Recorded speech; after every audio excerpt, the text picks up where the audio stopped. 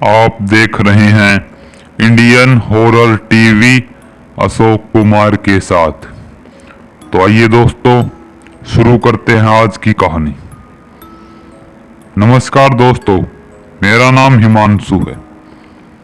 एक बार की बात है, मैं अपने गांव में जाने के लिए, जिस मेरे गांव का नाम देवरी था, मैं रात के तकरीबन 9 बजे देवरी की बस में बैठा अपने मन में यही सोचे जा रहा था कि आगे स्टॉप पर मेरा कोई साधन मिलेगा या नहीं मिलेगा, क्योंकि मेरा गांव बस स्टैंड से 4 किलोमीटर दूर पड़ता था। मैं बचपन में ही शहर में ही पला बड़ा था। गांव में मैं बहुत कम बार ही गया था, एक आध बार ही मैं गांव में गया था। अब छुट्टियां होने के कारण मैंने अपने मन में सोचा कि काफी वक्त हो गया है, गांव घूम कर आते हैं और दादा दादी से भी मिलकर आते हैं।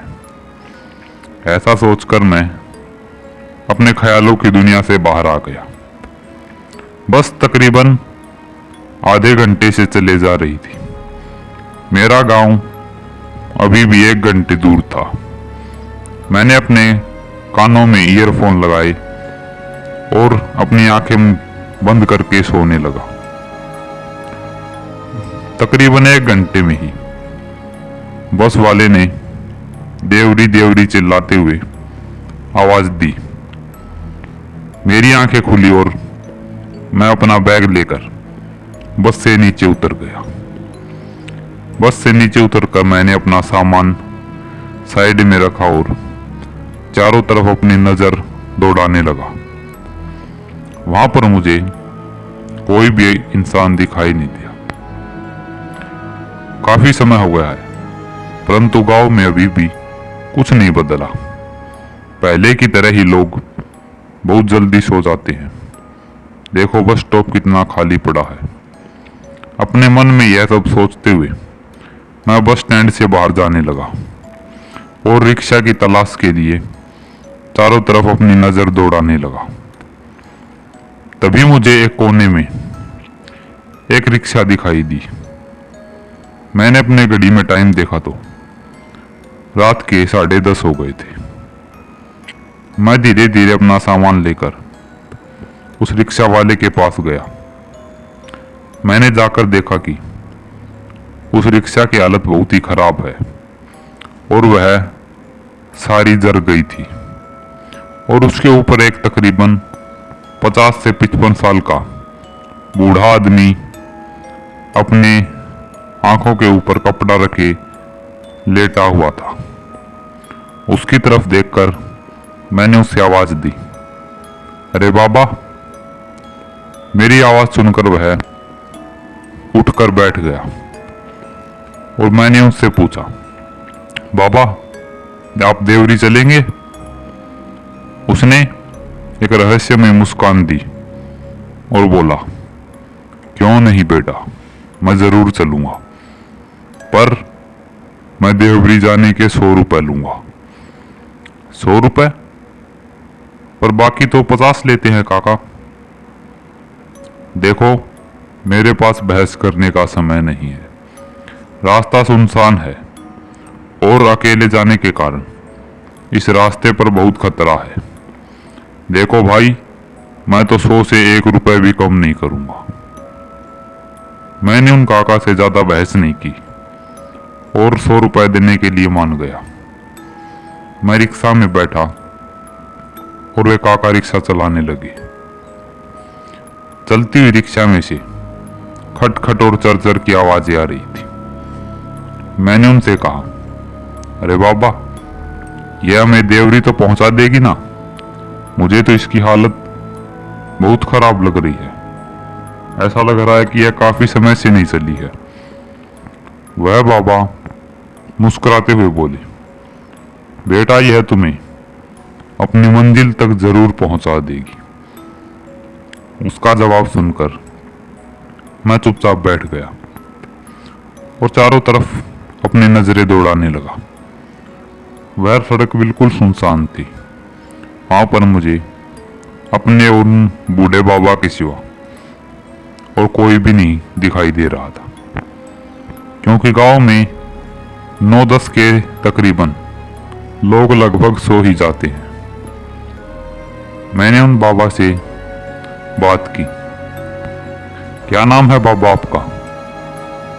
उन्होंने मुझे बताया, कालू नाम है मेरा। और तुम्हारा बेटा? मेरा नाम हिमांशु है। मैंने उन्हें अपना नाम बताया। पर बेटा, तुम देवरी के तो नहीं लगते, उन्होंने मुझसे यह सवाल पूछा। अरे नहीं काका, मैं हूं तो देवरी का ही, परंतु मैं बचपन से ही शहर में पढ़ाई की है और गांव में बहुत कम ही आया हूं।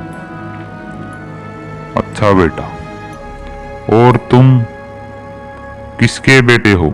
तुम्हारे बाबा या दादा का नाम? मैंने उन्हें अपने दादा का नाम बताते हुए कहा, मेरे दादा का नाम मंगल राम है। मंगल राम? क्या तुम मोहन के और मंगल राम के बेटे हो? मंगल राम तुम्हारे दादा हैं? इतने सारे सवालों का मैंने हाँ में जवाब दिया और वह बूढ़ा रिक्शा रोककर मेरी तरफ देखने लगा और हंसने लगा। अरे बेटा, मैं तुम्हारे दादा का ही दोस्त हूं। तुम्हारे दादा से मेरे बारे में पूछना। हम बचपन से ही साथ पले बड़े हैं और साथ में ही हमने अपनी पढ़ाई लिखाई भी की है। कालू नाम है मेरा, जरूर पूछना अपने दादा से। ऐसा कहकर उसने फिर से रिक्शा चला दी। मैं बस उन दादा की तरफ ही देखे जा रहा था। इतनी उम्र में भी वह कितनी मेहनत कर रहे थे।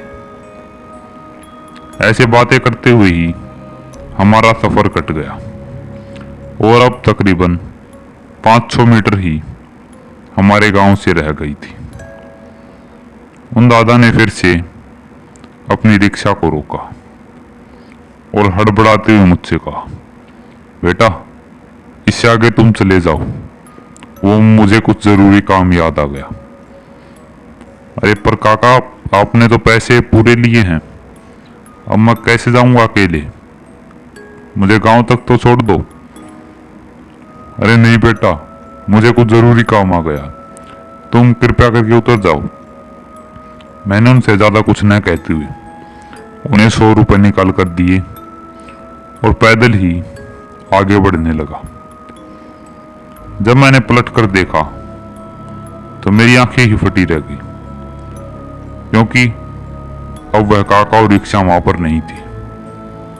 रोड बिल्कुल सीधा था, जिसके कारण अगर वह जाते उतरते तो मुझे दिखाई देते।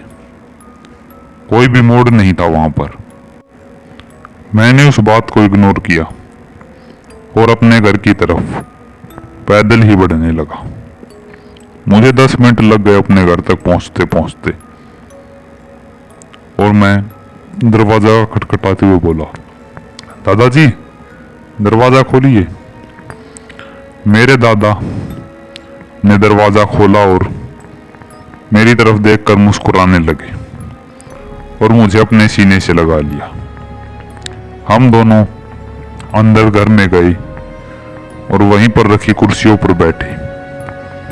मेरे दादा ने मुझसे पूछा, बेटा पर तुम बस स्टॉप से यहां तक कैसे आ गई? जहां तक मुझे लगता है कि इस वक्त कोई भी रिक्शा वाला या कोई भी और साधन तो बस स्टॉप पर नहीं मिलता। अरे दादाजी, मुझे आपका बचपन का ही दोस्त मिल गया था जिसका नाम कालू है। वह मुझे बता रहा था कि आप और वह बहुत अच्छे दोस्त हो और बचपन से ही एक दूसरे के साथ रहते थे। कालू नाम सुनकर मेरे दादा के होश उड़े रह गए और उनकी आंखें फटी की फटी रह गई। उन्होंने मुझसे कहा कि क्या, एक बार फिर से बताना। कालू? पर ये कैसे हो सकता है? कालू को तो मरे हुए 6 महीने हो गए। दादा की बात सुनकर अब मेरी भी आंखें फटी की फटी रह गई थी। मैं अंदर तक सहम गया था और थर थर कांपने लगा। तो क्या 6 महीने पहले ही मौत हो गई? तो फिर वो कौन था? मेरे दादा ने मुझे सीने से लगा लिया और रोने लगे। अच्छा हुआ बेटा तुम बच गए। वह कालू का भूत था जो कि इस गांव में आज भी भटकता है। दादा की बात सुनकर तो मैं बस मेरे साथ शुरू से घटा हुआ पल याद करने लगा और कांपने लगा कि आज तो मैं मौत के मुंह से ही बचकर आया हूं। तो दोस्तों, आज की कहानी में बस इतना ही। यह कहानी आपको कैसी लगी? अगर अच्छी लगी हो तो वीडियो को लाइक और कमेंट शेयर कीजिए। अगर चैनल पर नए हैं तो प्लीज़ चैनल को सब्सक्राइब कीजिए। जल्द ही मिलते हैं एक और डरावनी और खौफनाक कहानी के साथ।